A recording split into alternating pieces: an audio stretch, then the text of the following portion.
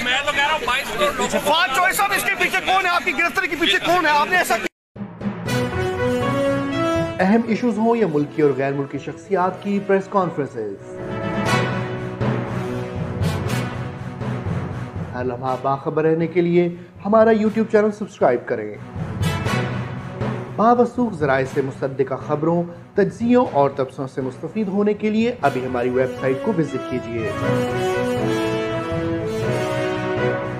इसके साथ साथ आप हमें फेसबुक पर लाइक और फॉलो भी कर सकते हैं।